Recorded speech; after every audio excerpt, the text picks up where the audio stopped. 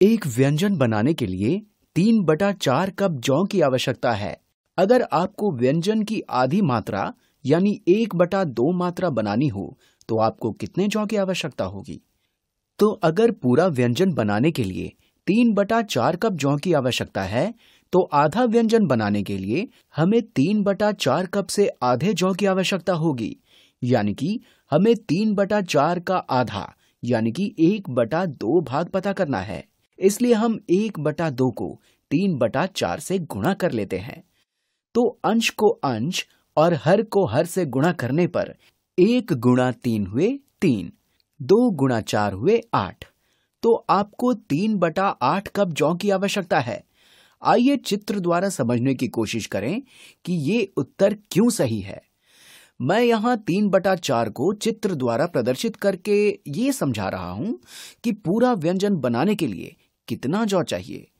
मान लीजिए ये पूरा कप है और अब हम इसे 4 हिस्सों में बांट लेते हैं।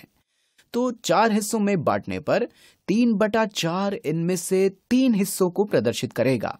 यानी कि यह पूरा व्यंजन बनाने के लिए जौ की मात्रा है और हमें इसकी आधी मात्रा चाहिए क्योंकि हम आधा व्यंजन बना रहे हैं। इसलिए हम इसे 2 हिस्सों में बांट लेते हैं।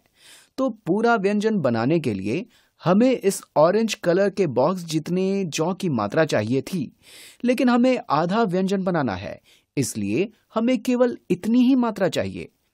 आइए अब पता लगाते हैं कि ये पूरे कप की कितनी मात्रा है। इसका पता लगाने के लिए हम कप के इन 4 हिस्सों को 8 हिस्सों में बांट लेते हैं। आइए देखें कि ऐसा करने पर क्या होता है। हम प्रत्येक 1/4 हिस्से को 2 हिस्सों में बांट रहे हैं।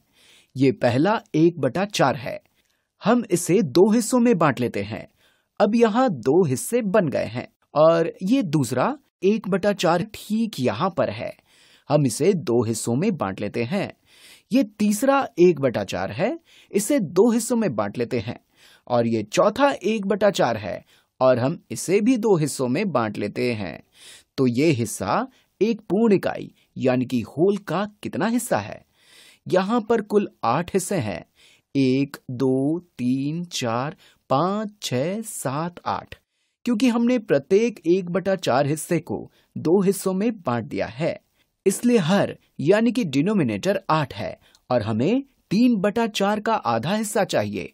ध्यान दीजिए, 3/4 ऑरेंज कलर वाला हिस्सा है। मैं एक बार फिर समझा देता हूं क्योंकि आप इस ड्राइंग से कंफ्यूज हो सकते हैं। ये 3/4 हिस्सा है और ये पर्पल कलर वाला हिस्सा 3/4 का 1/2 हिस्सा है। लेकिन अगर हम 8 हिस्सों को देखें तो ये पर्पल कलर वाला हिस्सा इन 8 हिस्सों में से कितने हिस्सों को प्रदर्शित करता है? ये पहला 1/8 हिस्सा है, ये दूसरा 1/8 हिस्सा यानी कि 2/8 है और ये तीसरा 1/8 हिस्सा यानी कि 3/8 है। उम्मीद करता हूं कि अब आप 3/4 के 1/2 हिस्से का मतलब समझ गए होंगे।